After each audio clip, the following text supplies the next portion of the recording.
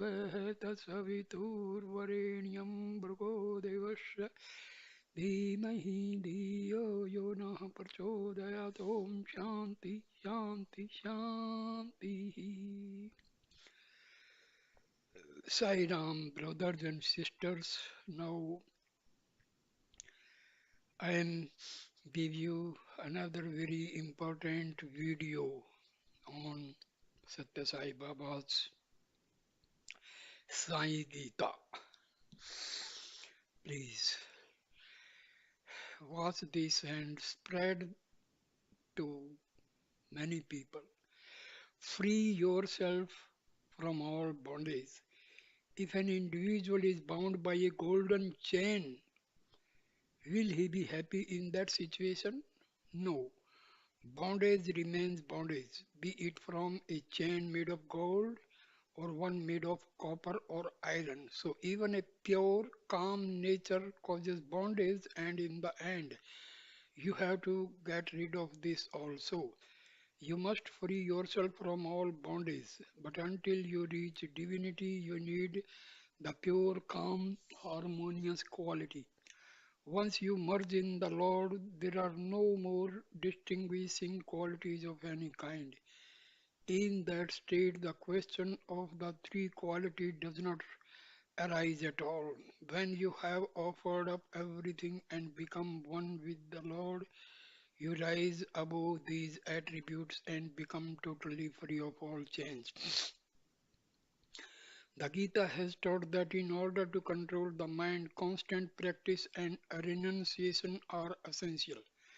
Practice does not refer to just the observance of daily religious rituals.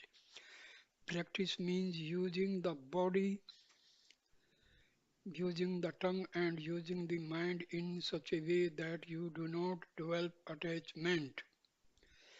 Practice means orienting your whole life towards the one goal of reaching the divinity. Every word you utter, every thought you think, and every deed you perform should be pure and associated with the truth.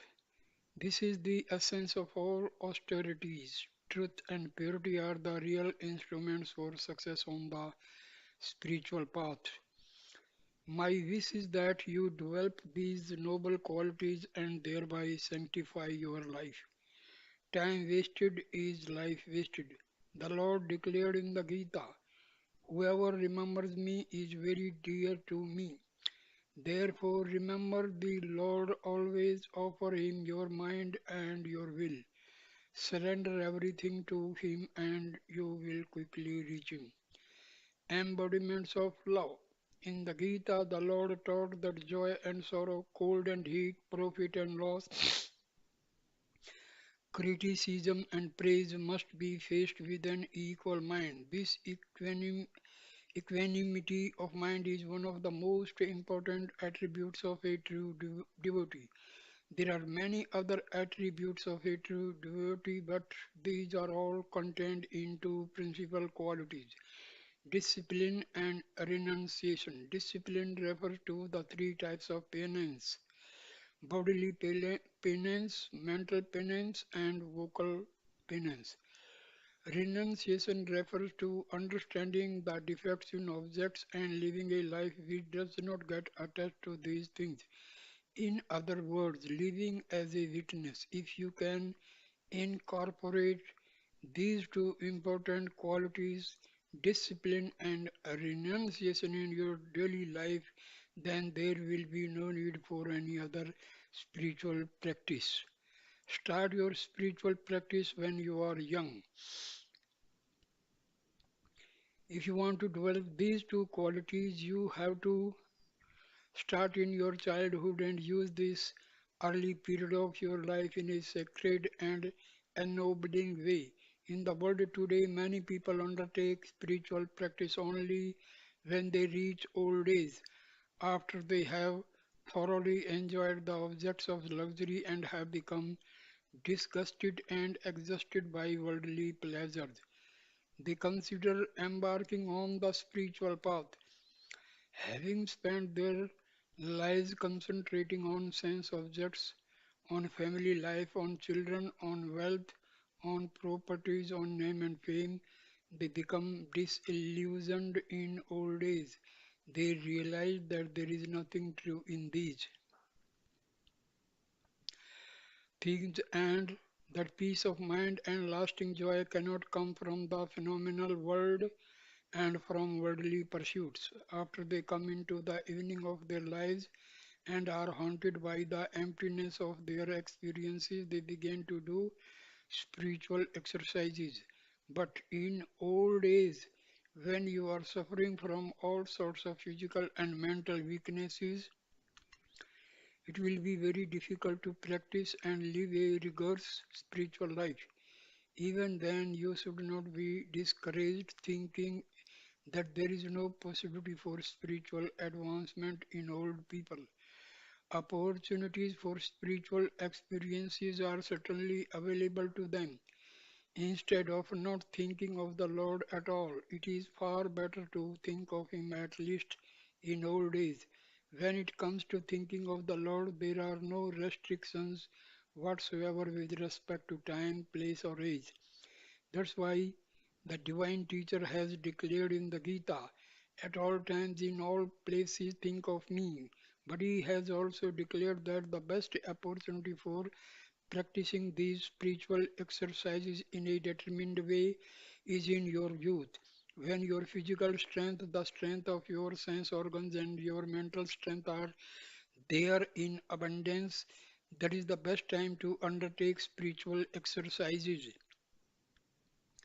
The process is something like reserving a plane ticket before embarking on a journey. When you arrive at the airport, after first having reserved your place, you are likely to proceed smoothly with your journey. On the other hand, if you go to the airport only at the last minute without having a reservation, you may not get on the plane. It all depends on chance. You may end up having to go by a slower way or you may have to delay your journey. It is the same way with people who start thinking about spiritual matters in the old age. They may or may not be able to advance spiritually in a significant way at that point in their lives. But if the same individuals had in earnest undertaken spiritual exercises from an early age, they would be sure to achieve spiritual success in their old age. Do not waste your youth.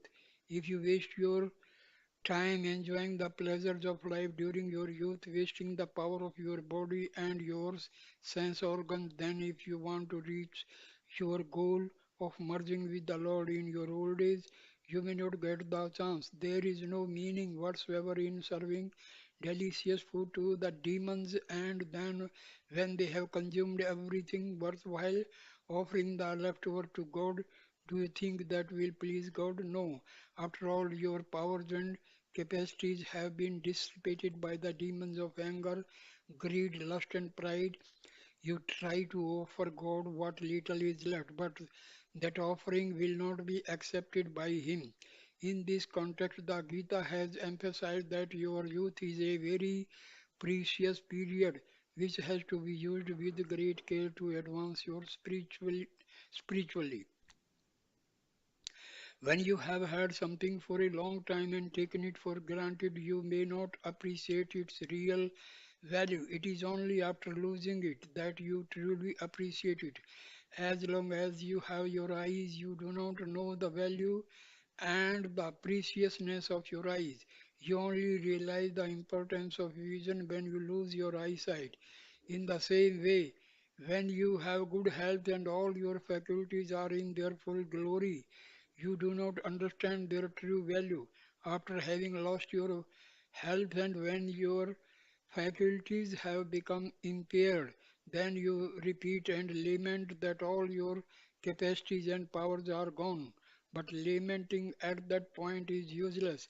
During youth, you have allowed the bad habits and bad traits to become your great friends and get deeply rooted within you. You squandered and misused the capacities that have been given to you, blindly following your sensual desires. Later, these bad habits and bad traits become your principal enemies in old age. Most young people do not use their powers of discrimination properly. They do not try to sort out who is their true friend, who is their foe. If you follow only your senses and lower instincts and have not developed your intelligence to understand the meaning of life, then is there any reason for calling you a human being? Should you not be called a mere animal?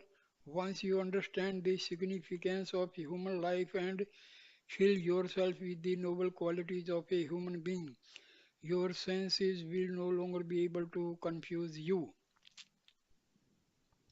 Use your body for the sake of God. These days you are using for the sake of the body. You are not using your body to worship God. You pray to God for good health whenever you are sick, but you are not using all your physical strength and faculties when you have them to worship God. You imagine that there will be plenty of time later on to engage in worship and you go on wasting your time. You think that after retirement you can begin to take up the contemplation of God and do spiritual exercises. Perhaps you feel that it is better in the meantime to enjoy life and to enjoy the objects of the world while you are still young, but how can you start thinking of God when you become old after having lost all your capacities? If you are not using all your physical powers and capacities for the worship of the Lord now and later, it will be too late. When children make fun of you and call you old monkey, will you then have the strength to start an intensive spiritual life? When your hair is grey, when you are hardly able to move, when you are barely able to see, when all the sense organs have become weak, will you then be able to use them for the worship of the Lord? No, it will not be possible. The scriptures have very forcefully described the futility of starting your spiritual practices only during your last days. It is stated that when the God of death finds you and shouts, "Come, come," when your own relations are anxious to get the corpse out of the house, when they are all shouting, take it away," and when your wife and children are there sobbing, can you think of the Lord at that time? Can you tell your relative to stop crying? Can you tell that to wait a little bit because you want to think of the Lord for a few moments? You should accumulate in youth all the things which are necessary to lay a strong foundation for a happy future. Do you recall the think that it is possible to think of the Lord only after you retire? No, it is not possible. You should be fully engaged in regular spiritual practice before retirement, but instead you immerse yourself in the business and continue with that even after retirement, or waste your time going to clubs and in many other ways dissipate your precious life. You cannot start spiritual life when death is at the door. A housewife once asked her husband, "At least now in your old age, should not you be thinking of God? You never took the time to do it before during your busy period. Please do it now." The businessman replied, "I have no time even to die, no less to think of God." But do you think that death will not come to someone who says that he has no time to die? Will death come only according to his wishes? No, time waits for no one. Therefore, while you still have time, you have to make use of it in a proper way. The enemy called death, along with his soldiers called disease, will be waiting to wage war against your body. Men die most pitifully and helplessly during such periods of time when they are attacked by disease and death. But no army can attack those who have won the grace of the Lord. Therefore, during your youth itself, you have to earn the grace of God and equip yourself to meet all the challenges of your enemies when they come to lay siege on you. Above all, you must be firmly convinced in your own heart that this journey of life is going to be a long one. Any other journey, whether it be by bus, train, or plane, lasts for only a short time. You need not make too many preparations for this. But for this journey of life, you must equip yourself for all the contingencies of a long journey. Otherwise, you will be suffering greatly later on when you are faced with real problems and real troubles. In the compartment of freight trains used to transport chemically active substances, a stamp is placed at the time of manufacture giving a particular date in the future. It is the day when that container has used up its normal service life and must be returned to the depot for recycling. It is the same for the container that is your body. Here also a return date has been written on it by God Himself. You do not remember that you have to go back. People totally forget this all important truth. If you really want to enjoy all the pleasures of life at a later stage than during youth, you have to earn the grace of God. In the course of human life, the early periods of childhood and youth are very important. Not realizing the great value of this period of your life, you waste your time during youth. You use a golden cup adorned with precious gems and jewels for a low, mean, contemptible purpose. To feed the fire of your sense, you are using costly sandalwood as fuel. The vessel is very precious, the fuel is very precious, but the food you are choosing to cook with their help is insipid and worthless. Such a precious body and such a sacred fuel is being squandered away for the sake of enjoying useless, trivial things in life. Things without value are put in this precious vessel and used for sordid enjoyment. You are using a golden plow to plow the field of your heart, but you produce nothing but useless weeds. True human life involves discrimination and renunciation. The field of your heart is most precious and sacred. The divine teacher has declared that even that field belongs to him. The Lord has declared that he is both the field and its knower. He is the true owner of your heart and your body. He has identified himself with them. What are you doing with this sacred heart and body? You are using a golden plow to raise useless crops of sensual pleasures. Any person who is aware of the preciousness of the heart and the preciousness of the feeling that are there will not misuse these things. Life must be used for good, for the welfare of others, for reaching the sacred goal and for treading the sacred path, and for bringing about a shining effulgence in the heart and mind. You have to use this life for merging yourself in the divinity. Only then will you have the authority to say that your life has become sanctified and genuine. It is said that it is difficult and almost impossible to get a human life. What is so special about human life? Why is it so difficult to get all the pleasures which animals and birds enjoy? You can also enjoy in that case. What is the meaning in declaring that human life is so very precious, so very special? It is because you have the ability to discriminate between right and wrong. It is because you have the ability to give up attachment and hatred. Therefore, you have to use the intelligence given to you to make a distinction between the animal way of life and human way of life. By not discriminating between the true self and the lower self, by not developing your higher intelligence, you become the victim of agitation and sorrow. You cannot find inner peace because you do not follow the right path. With the firm determination, young people need to undertake the three types of penance physical, mental, and vocal and thereby set an example for the world. You have to use the active principle within you to subdue the slothful principle, and then you have to use the serene principle to subdue the active principle.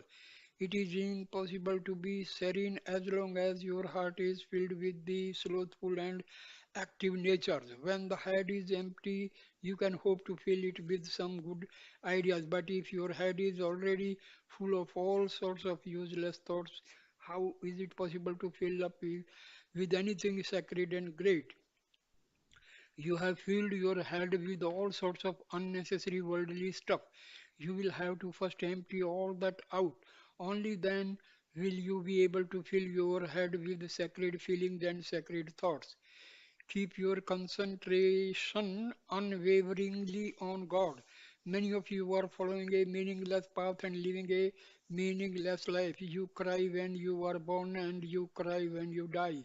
In between, through your whole span of life, you go on crying for useless things. Do you cry when you see the decline of righteousness? That is what you should cry for. That is what you should use your strength and abilities for, to correct the decline of righteousness and to help heal the wounds that follow its decline.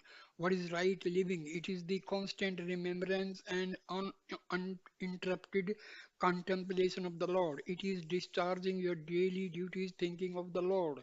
The Gita has not taught that you should give up your family, that you should give up your wealth and property, and then go to the forest. No, take care of your family, do your duty, but keep your concentration constantly on the Lord. Whatever you do, do not forget your goal. If you give it up, you will get lost and stay onto the wrong path. Your divine goal must be solidly set in your mind, keeping your goal in view. Perform your daily duties. Do not allow any flaw or defect to taint your words. Always adhere to truth. Some people think that in time of difficulty they can modify the truth. They may even feel that it is necessary to tell untruth sometimes, but in difficult situations you can develop sufficient presence of mind to keep silent instead of telling either the truth or an untruth. If you tell the truth, tell it dearly and sweetly. Do not tell the truth in an unpleasant way or tell an untruth in a pleasant way. Whenever there comes a difficult testing time, you should learn how to avoid compromising situations without ever telling an untruth. In certain circumstances, you will have to conduct yourself in an extremely careful way. You should know how to use words without hurting people. It has been said that he is the fortunate one who knows how to talk without ever hurting anyone. You should neither hurt others nor be hurt by others. Here is a small story. Be steady in your practice. A housewife attended a series of meetings at which a spiritual teacher was expounding the scriptures. She was concentrating and listening with great attention to everything that was being said. One day, the speaker recounted the story of Rama and Sita, and in that connection declared that for a wife, the husband was the only goal in life. He said, "It is the responsibility of the wife to satisfy her husband and make him happy. Always treat the husband as God." The housewife, after hearing all this, went back home. She was so impressed by this discourse that she resolved to put into practice immediately all that she had learned. As soon as the husband returned home for his midday meal, she took a container of water and poured it over his feet, thinking that she was worshipfully serving her husband thereby. The husband was confused and flabbergasted. He entered the house and sat down to dry his feet, but before he could do so, she insisted on doing it for him. After seeing all this, the husband went into his office and rang up the doctor. Her husband did not know that his wife had been attending the discourses. The doctor came and decided to give her some sleeping pills. He said that it looked like an attack of hysteria, but after a rest of 1 or 2 days, she probably would be all right. The husband ate his meal and told his wife to go and have some rest. Then he went to his office. His wife went right back again to the meeting to hear the next lecture. That afternoon, the speaker was explaining the delusory relationship which exists between husband and wife. He said, "Who is husband? Who is wife? Nothing is permanent. All these things are just temporary and transient. In truth, nothing exists." Then he added, "God alone is true. He is the only real truth." The housewife went back home and sat in her shrine room. That evening, the husband came back from his office half an hour early, thinking that his wife may not be well and perhaps he could help her in some way. He knocked on the house door and asked her to kindly open it. From the shrine room she answered, "There is no mother, there is no father, there is no house, there is nothing, not even a husband." He was quite alarmed by this behavior, but somehow he got her to open the door. When he came into the house, he went straight to the telephone and called the psychiatrist. The psychiatrist came and examined her in detail. He gave his diagnosis. He said that after all this listening to these discourses, she had developed some peculiar attitude. But if she could be kept at home, she would soon get over them. All arrangements were made to keep her from going to the lectures. Everyone was informed. The driver, as well as every servant of the house, was told not to let her go there. After these restrictions had been put on her by doctor's order, she did not go to the lecture for 2 days and she started behaving in a normal way again. So the detachment she had developed was only temporary and superficial. It did not last. Now the husband was happy. The normal daily routine resumed. After a week, this lady went again to the place where the lectures were being given. On that particular day, the speaker was expounding the teachings of the Gita. He explained that whenever one uses words, one should tell the truth and one should not tell it in a compromising way. She heard this and returned home. Her husband told her that there was a marriage reception that day and asked her to join him. She got ready and went there with her husband. The marriage ceremony started. There was a tradition in those parts which called for the auspicious necklace that is worn by the bride to be taken to every elder who then touches it and blesses it. The father of the bride came to this lady, recognized her, and asked her, "How is your mother? Is everything all right?" These questions were a matter of courtesy. Exchanging a few words with her whilst he held out the sacred necklace, asking her to touch it and bless it. She answered, "My mother is doing fine. She is quite all right. But you know, a week ago my mother-in-law died quite suddenly and her body was taken to the cremation ground the following day." The neighbor who was sitting next to her told her, "Why did you have to say such an inauspicious thing while touching and blessing this necklace, which is meant to impart a long and happy life to the new bride and her future family?"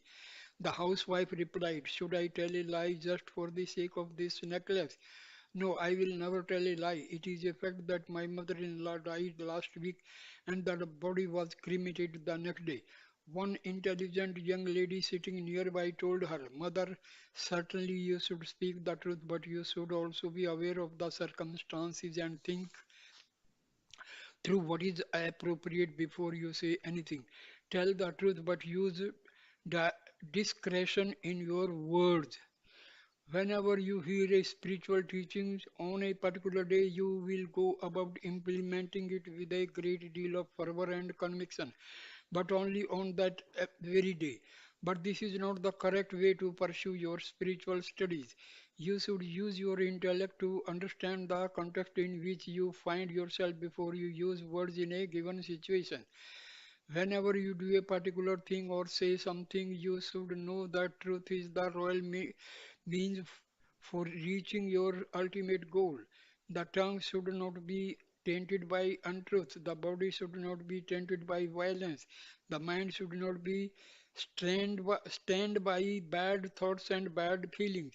It is only when you sanctified all these three, the tongue, the body, and the mind, and bring them into harmony, that you will be able to get the sacred vision of the Lord. Students should be extremely careful in telling the truth. They should certainly tell the truth, but be careful not to go on talking and hurting others unnecessarily. Have control over your tongue. Whenever there is a misunderstanding with someone, if you tell him all his defects with the justification that everything you are telling is true, then there are bound to be complications later. You should never hate others. When you have love in your heart, your words will naturally be very sweet. Even if anger develops, it will be of a fleeting nature. There are Four types of people. The anger of a person who is of a serene nature will be very short-lived. It recedes immediately. The Gita has declared such a one as a great soul. The second type will have this anger for a number of minutes, but it will soon fade away. The third category of person will have this anger continuously all day long. The one in the lowest category will have this anger throughout his life. The four types of anger. The divine teacher has told this in another way. The anger of a good person is like writing on water. It is not at all permanent. The anger of the second category of person is like writing on sand. It will be washed away one moment or another. The third type of person, the anger is something like writing on the stone. Over a long period of time, it will be eroded away. But the anger of the fourth type of person is like writing on a steel plate. It will never go away unless you melt it and cast it anew. Only when you put it into the fire will get destroyed. Only through intense transformation is there any possibility of changing it. Things which are highly relevant in day-to-day life can be found in the Gita. It is very difficult for you to take all the teachings that are in the Gita and practice all of them, but you should at least take those teachings which are directly applicable to you, to your present life, and put them into practice. That way, you reap immediate benefits and will rapidly progress towards your ultimate spiritual goal. Remember God, forget the world. Of all the precious things in the world, time is the most precious. Think carefully how you are spending your precious time. Your primary duty as a human being is to offer your body, your work, and your time to the Lord, who is the very embodiment of time. Embodiments of love. Health which is spoiled and lost can sometimes be recovered with the help of medicine, but time which has gone by is lost for good. For good. There is no way for it to ever come back and be used again. You have to make every effort to use this precious time in a sacred manner. Time is infinite. If it goes on forever, but the time which is allotted to you is only a microscopically small fraction of that. Many of you are wasting your lives by thinking that the phenomenal world is real. As a result, you are using all your limited time for enjoying the pleasures of the world. If you reflect even for a moment on that you have achieved and how you have spent your priceless time, you will be very sorry to find that you have used it in such a wasteful manner. Find out who you truly are. You cry when you are born because you have come into this world without knowing who you are and why are you here. Your cry is an anguished plea to find out who am I. If you waste your entire life on only your physical existence, when will you ever be able to understand who you really are, truly are? There is a deeper significance contained in your life than merely caring for the body. You have to start your life with who am I? And you have to end your life, I am that, I am God. You have to recognize that you yourself are the divinity and your life in the supreme peace which is your true reality. Unfortunately, most of you concentrate your attention only on the worldly enjoyments you can obtain, aspiring for immediate pleasures, and do not think all about the future consequences that will follow from your actions. When a frog sees some flies or worms in front of it, it becomes so happy and enthusiastic that it would like to immediately jump on them, swallow them whole, and enjoy them. But behind the frog there is a snake lying in wait, ready to catch the frog and eat it up. The snake is very happy to have found its meal in the form of this frog, which for the moment is preoccupied with its own enjoyment. The snake does not know that a hawk is hovering overhead ready to snatch the snake up in its claws. The hawk is so joyous at the idea of grabbing and consuming this unsuspecting snake that it does not pay any attention to the hunter lurking in the bush ready to shoot it. In the same way, you are also thinking only of fulfilling your desires and anticipating the comforts that you see before you, not thinking at all what is stalking behind you, waiting to pounce on you. You are wasting your time without realizing the harm that may befall you on in the future. You cannot know what time, in that place, and in what circumstances danger may present itself and come your way. Therefore, you have to sanctify the time at your disposal now and use it properly, recognizing its sacredness and preciousness. Youth is the most precious period of life. You may be prepared to offer millions of dollars to buy whatever comes your way, but no amount of money can be paid to ever get back the time what has already been spent. Youth is the most precious, the most sacred period of human life. It offers you a golden opportunity to properly utilize your time and sanctify your life. In human life, the time of youth, like the water that flow in the river, cannot be turned back again. Today's youth should be recognizing this fact. Utilize your time in a proper way, and you will gain fulfillment in life. Always today's youth should recognize this fact. Utilize your time in a proper way and you will gain fulfillment in life. Always be aware of the many aspects of the wheel of today. Time. Realize how extremely important time is. Think ahead as to what is likely to happen in the future and keep the goal of your life constantly in view. In the chapter on devotion in the Gita, it is said that time is the most important element in your life. You must use your time wisely. Your time should be used to reach God. The divine teacher taught in the Gita that even if you have not reached a highly developed detachment from worldly objects, if you use your time in constant awareness of the Lord, performing all your works and duties as worship and offering everything you do to the Lord, then you will have a blessed life.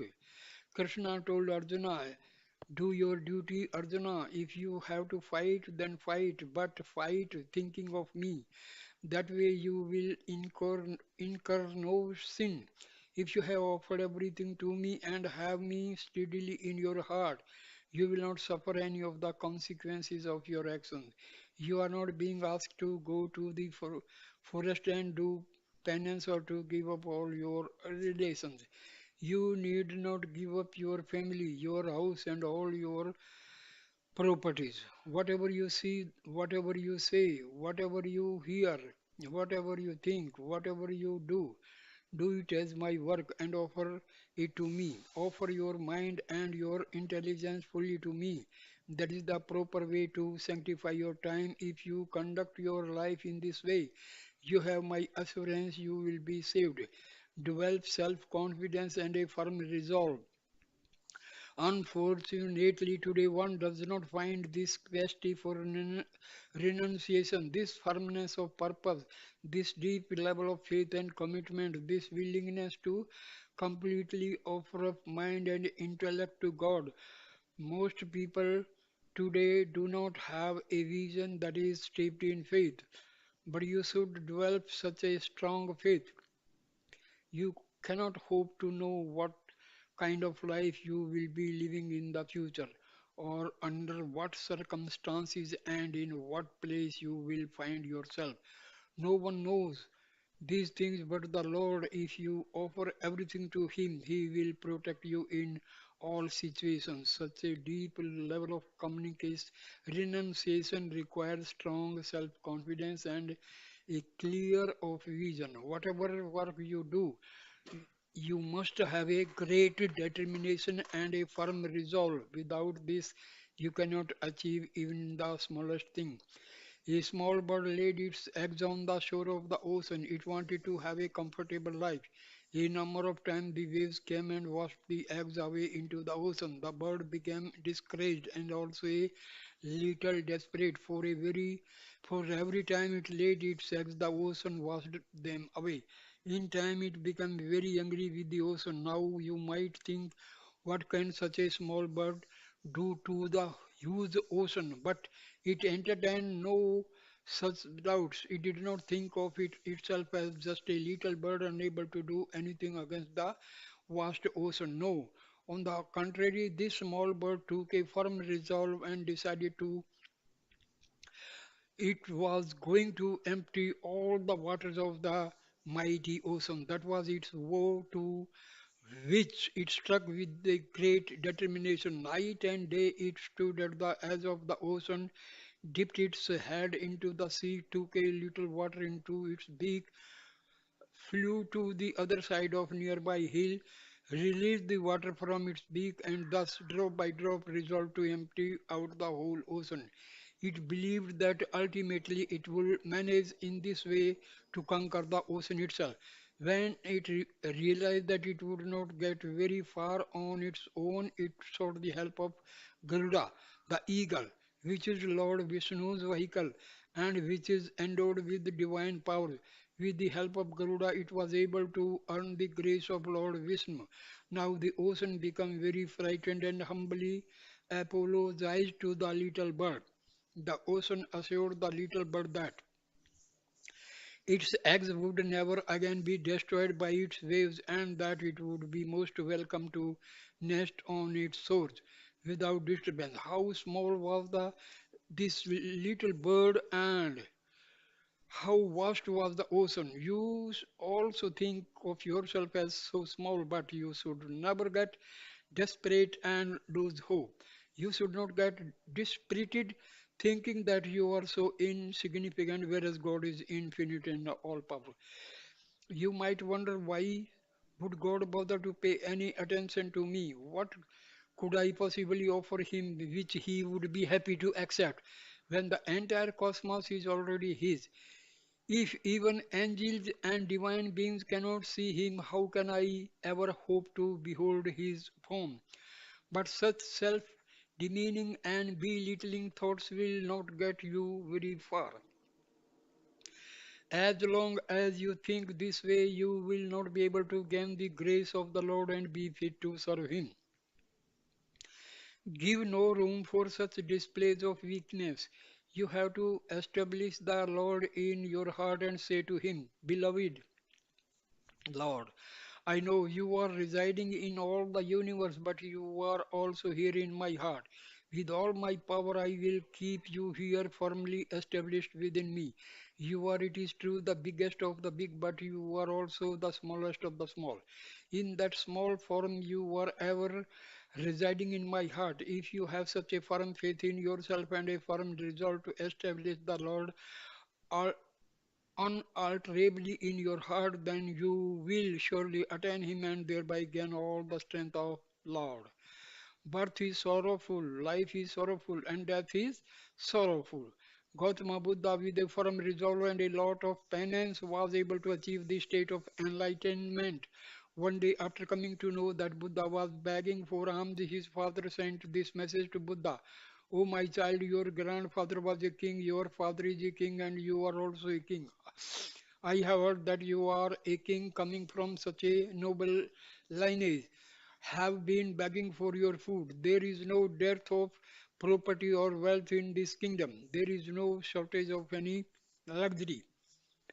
You can have anything you wish. I am suffering untold pain knowing that you, who can enjoy all the luxuries and comforts of a king's palace, have taken to begging, and that you are lying down on the hard ground living an uncomfortable beggar's life. Please come back to the palace. I will welcome you and make all the proper arrangements for your return.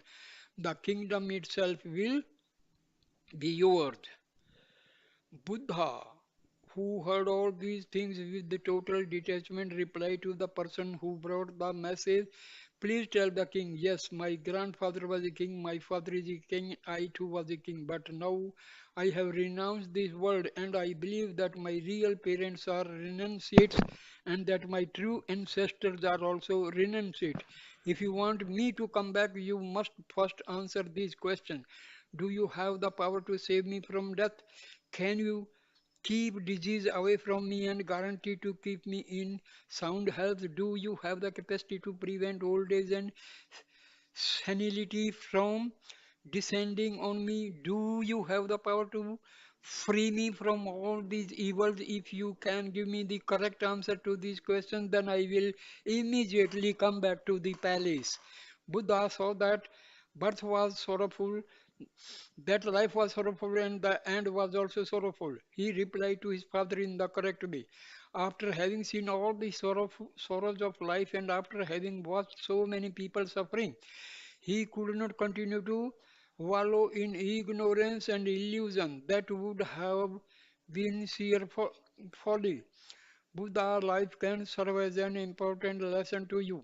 In the limited time given to you, you have to realize your true nature. That is the real objective of human life. Your body is composed of the five elements, and someday it is going to perish. The indweller of your body is the only permanent entity. When you inquire into truth, you will realize that there is nothing like old age and there is nothing like death for the indwelling self. If you could understand that this indweller, who is your own reality, is the divine itself in all its fullness, then you will know the truth and enjoy infinite peace. The field and the knower of the field. Another way that the divine teacher spoke of the body and its indweller was in terms of the field and knower of the field. By the knower is meant the one who is conscious and filled with the highest knowledge, whereas the field is without such consciousness and knowledge. What is this field which is devoid of highest knowledge? It is the body with its gross and subtle aspects. It is the dwelling place of the Lord. Know that the Lord, who has all knowledge and wisdom, reside in this field of the body. It is his residence here on earth. In your day-to-day life, you refer to your body as my body. In other words, you knowledge that you are not the body, but this body is yours. It belongs to you. Similarly, the indweller considers that he is not the field, but that the field belongs to him. When you say this is mine, then you are declaring that you and the object are different. When you state this is my handkerchief, you are asserting your separateness from the handkerchief. It is the something different from you. When you say, this is my body, it means that you are distinct from your body. In the same way, when the Lord declares that the field is His, then He is free to give it up any time He wishes. The body is given to you in order that you may realize who you truly are, in order that you may recognize its indweller. Without a body, you would not be able to know Him. You will not be able to perform any activity and follow any spiritual path. All your work, both worldly and spiritual, can only be performed with the help of the body. The body consists of 20 principles. These are the five organs of perception, the five organs of activity, the five vital airs, and the five seats. When you add to these the lower mind, the power of discrimination, the seat of feelings and remembrance in the heart, and the ego together with the indwelling self, then the total comes to 25 principles which comprise an individual. This knowledge of the body and the indwelling spirit relates to the path of wisdom. The whole world is illusion. Foolish ones who are born in illusion and grow up in illusion never recognize illusion for what it is. The whole world is illusion. All attachments are illusion. Family life is illusion. Death is illusion. All that you see and think is illusion. This life itself is illusion. Where are all those kings and emperors who were so proud of their accomplishments? They have all been ground under the wheel of time. Days, months, years, and eras have all merged into one another. Time is one continuous flow, and in this flow, everything and everyone Every object and every person is being washed away. A thing which is itself being washed away in the flow of time cannot become the sport for another thing which is also being washed away. He can save the time. The only permanent entity who is not being washed away by time and who can take care of all is the Lord. He alone can protect everyone. He is the stable bank for this unending river of time. Hold on to Him. That is the secret of life. That is the mark of a true human being. Believe in the Lord and do not believe in the world. That is the right way to live your life and enjoy it. Always remember these three principles. In the first place, do not forget the Lord. In the second place, do not believe in the world. And in the third place, never be afraid of death. These are the three guiding principles for all humanity. In the Gita, you will find it 64 qualities given as the attributes of a true devotee. It is impossible for any one individual to have all these attributes. If you can practice one or two of these, it is enough. Have firm faith in the Lord. Once you have developed a deep faith, you do not need anything more. In a matchbox, there may be 50 matchsticks. If you want fire, you can strike one stick. That will be enough. You need not strike all the 50 matchsticks. In the same way, out of the 64 attributes, if only one single attribute is practiced to perfection, that will be enough. The most important attribute is selfless love. Swami has often said, love is God and God is love. Live in love. If you live in love and become immersed in the divinity, the Lord will take care of everything in your life. Krishna said to Arjuna, when you have complete faith in me, when you are filled with devotion and leave everything to me, you will be very dear to me. The four types of devotees. True devotion does not merely refer to the performance of various religious rituals like singing devotional songs, repeating incantations, engaging in silent or communal prayers, or sitting for meditation. Devotion refers to this deep, unshakable faith in the Lord. There are four types of devotees: the seekers of boons to relieve their suffering, the seekers of blessings for a full and happy life, the inquirers into the deep meaning of life, and the knowers of the highest spiritual wisdom. The first type is one who prays to the Lord when he is in difficulty or undergoing trials and tribulations. It is only at such time that he thinks of the Lord and worship him. The second type is one who entreats the Lord for the blessings of the wealth, position, and power. He prays to the Lord for progeny and long life and yearns to gain houses, property, cattle, gold, wealth, and such things to serve his fellow man. Most people hankers after worldly boons, not realizing that true wealth is wisdom, that real property is a noble character, that the most valuable jewel is to be immersed in God's love. They are anxious to acquire worldly objects but do not understand the subtle meaning and deeper significance of all these outer symbols of worldly wealth.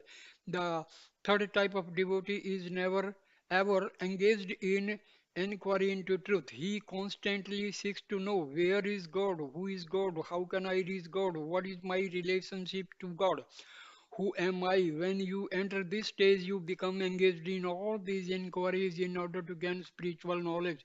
In the first place, you must try to find out who am I? Where did this world come from? What is my goal? You puzzle over these three important queries and try to gain some understanding. You approach great people, listen to their teachings, serve them, and study the sacred scriptures. Through this process, indirect knowledge gets turned into direct knowledge as the teachings you have heard and studied become your direct inner experiences. Finally, when you have fully absorbed the teachings within yourself, you leave this stage behind and become the fourth type of devotee, the highest knower of truth, the one of abiding wisdom. This wisdom is true spiritual knowledge. The transcendental knowledge, it refers to the experience of unity, the experience of the one without a second. Dwelling only on external things will cause you endless sorrow. If you base your experiences on worldly knowledge alone, you will have to suffer the reactions that result from this knowledge. For example, suppose you hit a table very hard and feel a sense of pride in doing this.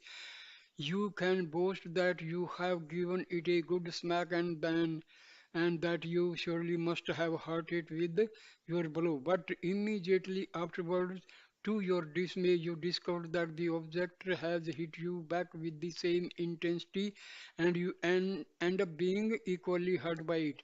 In knowledge of the world, there will always be this response. Whatever you do will react back on you. Whatever you say will be resound back to you. Whatever you think will reflect back to you. Everything in the world involves reaction, reflection, and resound. But in the spiritual domain, there is no reaction, no reflection, and no resound. Within this domain, there is only transcendental knowledge. That is the truth. Knowledge. There you will find nothing separate, no object which can react, nothing that can reflect or resound, because in the spiritual domain there will be no other. There all is one. Whenever there is a second entity, there will be a wish to either possess it or to escape it.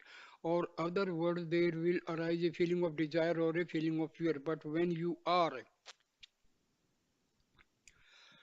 immersed in real knowledge, you will experience nothing else and no one else. There will be no second, then neither desire nor fear can arise. What state can best be described as wisdom, the highest knowledge? In that exalted state, you do not see anything separate from self, and you will not hear anything separate from self. You will only be immersed in supreme bliss. This is the external joy of divine. The story of the wealthy man and his four wives. There is a little story which illustrates the four types of devotion that have been discussed here. Once a wealthy man who had four wives had to go abroad for some important work. He spent a few months in a foreign country. Before he returned home, he wrote a letter to each of his wives. In the letter, he mentioned that he would be coming home in a few weeks, and if there was anything they wanted from that particular country, they could send a list and could be glad to bring back the various and he would be glad to bring the various things to them.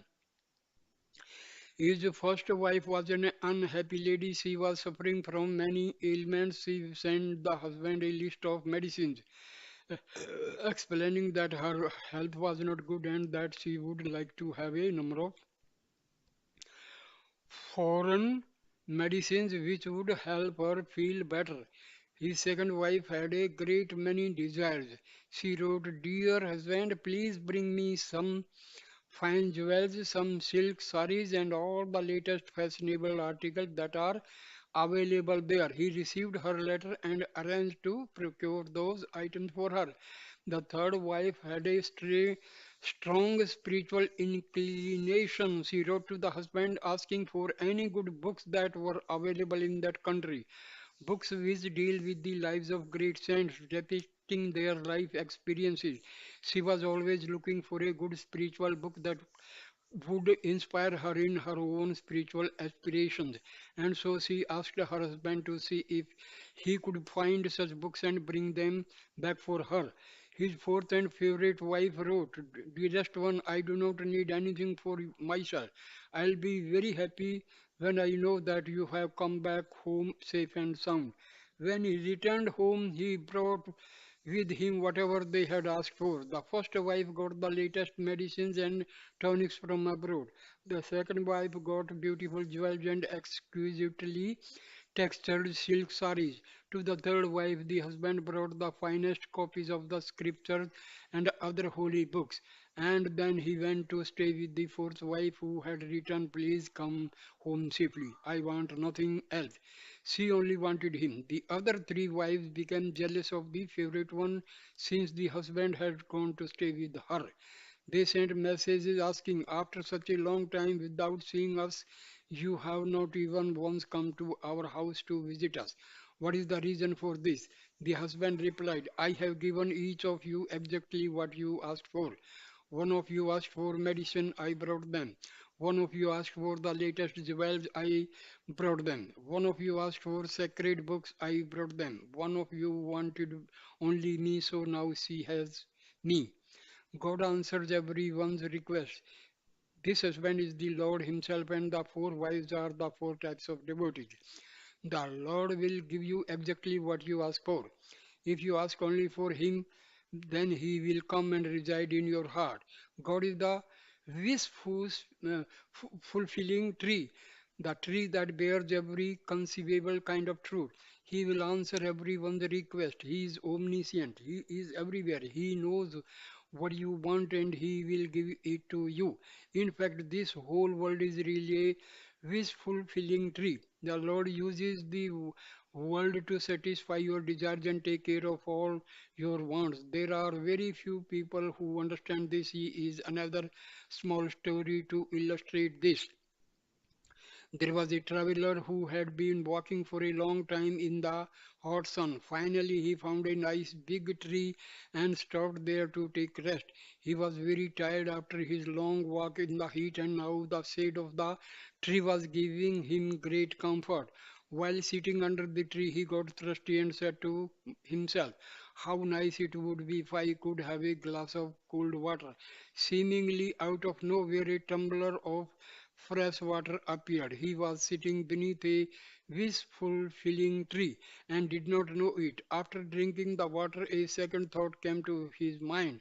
How nice it would be if I could have a soft pillow and a comfortable bed. Then I would really be able to rest nicely. Immediately a bed and a pillow came given by the Lord Himself. Now the traveler was comfortable. After getting the bed and the pillow, he thought how very nice and comfortable this bed and pillow are. Now, if only I could have my wife here, then how perfect everything would be. His wife immediately came. As soon as she appeared, he became very frightened because he was not sure. Is she really my wife or is the same demon impersonating my wife? The very moment this thought flashed through his mind, she returned into a demon. Now fear really overwhelmed him, and in terror he wondered, oh my, will this demon swallow me up? Immediately the demon pounced on him and swallowed him whole. The moral of the story is that when you are under a wish fulfilling tree, you must be very careful what you think. Whatever thoughts you have will surely come true. The entire world may be likened to a wishful, fulfilling tree. If you have good thoughts, you get good results. If you have bad thoughts, bad results will follow. Therefore, you should never harbor bad feelings or bad thoughts. That is why Swami has so often said, be good, do good, see good. That is the way to God. You are not mortal, you are immortal. The entire world is the creation of God and is penetrated by His will. Everywhere there is God. Do not have bad thoughts about anyone. Have complete control over your senses and think only good thoughts. Whether you are old or young, you should permit only good thoughts to come into your mind and always aspire to lead a good life. This is the real meaning of a human being. The word for human in Sanskrit is Nara, which stands for that which cannot be destroyed, that which will always come back to the Lord. Nara is the one who will not be ruined, who is immortal. The ancient scriptures have declared, you are not immortal beings, you are the child of immortality. A human being has also been called Manava. This refers the one who is without ignorance. But today you are all behaving in a foolish way.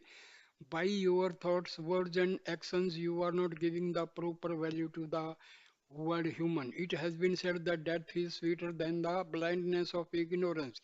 You have to make ignorance flee away from you and never come back.